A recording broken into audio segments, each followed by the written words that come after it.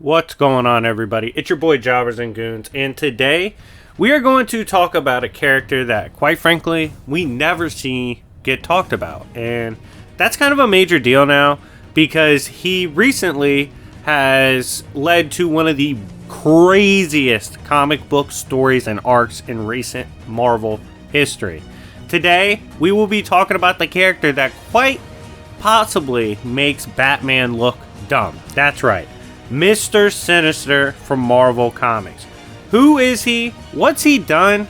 And why is he considered such a supreme intelligence? I'm going to review a bunch of his recent feats and statements and whatnot. And if you guys are a fan of updates like this on characters, concepts, and ideas within fiction, make sure to smash the like button. Let's try to get this to 200 likes. That would be amazing.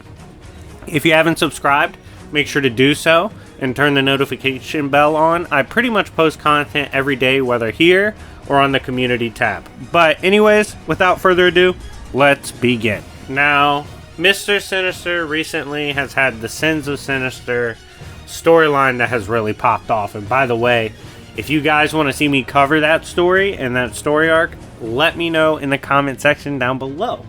But anyways, one of the first things we see, and it's an Immortal X-Men, is Sinister is so cunning and so crafty in the way he operates that the Council of Krakoa could not discover his secrets. Like, he blatantly kept it from them. This includes the likes of Magneto and Professor X. Even with all that against him, he's able to still plot no problem. On top of this, we see that Mr. Sinister has developed a way to essentially maximize the potential of a mutant gene. He can exploit it and make it way stronger than what the previous thought potential was. For example, previously, couldn't really do something like that to the Phoenix Force. Now, he's capable of doing so with the research he's done. I told you guys, like, Sinister's smart as shit. He blatantly has ways to manipulate the powers of Omega level mutants, no issues at all, and he can even make it stronger. He went on to prove that he has some of the best made serums in the Marvel Universe. For example, he used a Chimera one to essentially Hulk himself up. He became this massive being, and he went toe-to-toe with a kaiju that both Hope and Exodus struggled to even fight. And he had no issue throwing down with them with his experimental drug. I mean, the man's got an answer for pretty much everything, which makes him one of the most dangerous characters in the Marvel multiverse. A future Sinister would go on to duplicate Moira's mutant ability. What is this ability? It's actually pretty bullshit, but Moira, when she dies, she resets timelines. And so, for him to discover this ability, research it, and duplicate it, he now has essentially achieved true immortality. The way he did that is every time he dies, the timeline resets. He's gonna come back every time, no matter how you kill him. He's coming back because you killed him. So for him to have achieved that, it instantly makes him a threat like no others, because he essentially researched and unlocked infinite respawn, allowing him to experiment on whatever the hell he wants. It's then revealed that there is indeed a Sinister Prime. This Sinister Prime is one pretty much conducting all the other Sinisters to go on these insane adventures and experiments in order to better add to his collection of ideas, thoughts, and brilliance in particular. He actually, at this point, was able to fight off the X-Men. He's too cunning, too smart, and has too much abilities at this point unlocked, and he can just straight up erase the timeline when needed. Like I said, his research has been conducted to a literal level beyond science, time, space, all that. After multiple attempts at getting his shit right in terms of his experiments, many timeline resets, Sinister was actually finally able to kill the entire Council of Krakoa by using a lot of the stuff he had hidden. Getting around Destiny was the biggest part. He literally had to outthink and outmaneuver a being who could see into the future. And he did so, and was able to eliminate the entire council. This begins kind of his Sins arc, as his exploits and brilliance are just on a grand scale now. We see in these resets during this arc that Mr. Sinister has dropped a staggering and alarming amount of Omega level mutants with his prep and plans. He's simply become too much and too brilliant for even the Omega levels. They kind of turned into his fodder. We then see in one of the timelines, Xavier kind of talks about all the issues that come with Sinister. He can essentially read the minds of all mutants in a day. He's able to overturn the world in terms of politically and its geostructure within one day if he wanted to. He's just an absolute terrorist to literally anybody. Like, Mr. Sinister is just too much. They try to throw him away, but he's actually tampered with the cloning eggs on the island of Krakoa, and this allows for Sinister clones to come back. Sinister actually at that point had done enough to corrupt Krakoa itself, which essentially is its own floating multiverse. It has like infinite layers of infinite realms within it. It has realms undiscovered, its own hells. It's a mutant paradise. And since Sinister has actually corrupted it, reprogrammed the eggs on it to create only more versions of him. This leads to Sinister pretty much taking over the world.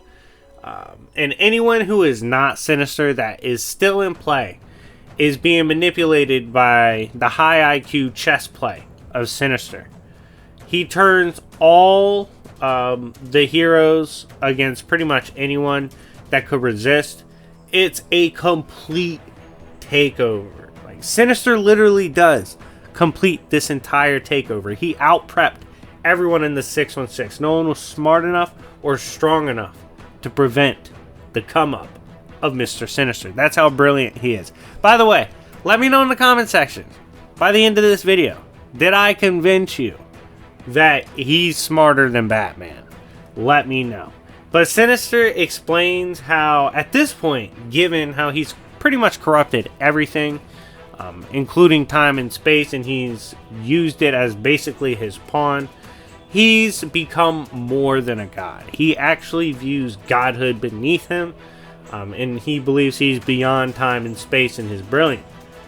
His first plan of this era of Mr. Sinister is to essentially start messing around with everything in creation to see how brilliant he can get, how smart he can get, how strong he can get, how far Sinister can go.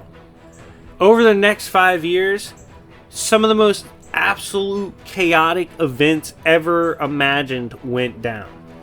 One of the most notorious of them being, and shameless plug to a video I made, the murder of Thanos using Juggernaut as a bullet. Like, the events caused by him running experiments to get his knowledge up are insane. They have literal cosmic consequences. The spirits of vengeance, the ones that you guys years ago said could beat Lobo, which was crazy, but they also scale to Hell Lords and other cosmic beings. They straight up leave Earth pretty much around the time it was revealed Sinister was plotting away. Once they saw the grand plot of Sinister and what he was capable of, they abandoned Earth. They were like, damn that. We want nothing to do with this guy. He's OD brilliant. This is when we see Sinister able to plan on a literal cosmic scale. He was able to make Sebastian Shaw a Hell Lord. He was able to put Magique in a position to literally punt Asgard out of existence. And the Scarlet Witch, yes, the Scarlet Witch that you guys argue is High Outer, she ends up becoming no more during the plots and schemes of Sinister. He then goes on to create mutants with more than one mutant gene, literally creating player the shit out of mutants and going beyond what mutants genetically should be capable of. At one point, he even takes Spider-Man under his wing, calling him Night Legion. This man's got everything figured out. He's got everyone in his pocket. He's absurdly brilliant, and he's taken over everything. We then see a Rocco, which you could scale to Krakoa in terms of its brilliance and size. It completely fell to Sinister's Chimera army assault. I mean, he's attacking cosmological structures with no problem. Now, let's talk about one of the craziest takeovers ever. He's become so strong that essentially everyone beefing, everyone going to war right now, is a variation of Sinister. This is a war of Sinisters. The man has to beef with himself. He's gotten that crazy. The war of essentially who's the real, who's the clones begins. Many of the variations of the Sinister are killed, literally outthinking himself, outsmarting himself, and battling with himself. This SX Sinister, which is essentially like the dominant one, has achieved dominion, which makes it so strong he is on what is called a omniscient, omnivalent, and omnitemporal throne. He exists and is thinking on a level beyond the layers of creation essentially at that point. His lab is absolutely impenetrable. It would require the collection of godly items to even breach its defenses. These items include what appear to be the Book of Ashanti, and of course the only other thing we really saw breach the lab's defenses was Juggernaut, but we know he's a big boy. There's other variations of Sinister that he created and spawned that are absurdly brilliant and powerful as well, including Sinister Hope, who at one point was the most feared name in the galaxy, annihilated entire star systems with the flick of a finger, and even the Skrull Empire fell due to the brilliance of Sinister Hope. There was the new generation Chimera Rasputin 4. It had 5 mutations and was able to be stable. Essentially, a created player Sinister made with 5 different mutant abilities. Insane. And then Rasputin 4, finding the SX or the real SX, sets out to essentially undo the Sins of Sinister. Like, Sinister's capable of outsmarting all these variations and outright brilliant versions of themselves, and can defeat the armies and different types of Sinisters, which is insane. We then see that the Sinister Chimeras were able to rip through the universe. Entire species, civilizations, and planets fell, even star systems. We even at one point saw that the mighty Thor fell to the wrath and the onslaught of these Sinisters. His reign in the 616 in terms of being able to tactically dominate it and overtake it in strategy and outright dominance, like he's not just smart, powerful, he was strong enough to last 100 years. That's crazy. To run 616 for 100 years is nuts. We then see the defenses and brilliance of Sinister reach an all-time high recently. He has built-in defenses that he conceived of and made that can protect him from literal conceptual idea-based attacks. That's right. He's gotten that extreme with his intelligence. He also carried amplifiers that literally help him to battle the same ideas attacking him. We then see Sinister go on to burn an entire galaxy of his Sinister amalgams and the selves that he created / clones that he worked on. He absorbs all their minds and data, becoming so powerful and so smart. He can literally jump through the comic book panels themselves. As it stated, the fire from the burning would lead you to reach beyond the curtains of this stage. Essentially, he got so smart and so strong, he found out how to go beyond the pages and panels and learn of things beyond the fiction or the story within Marvel.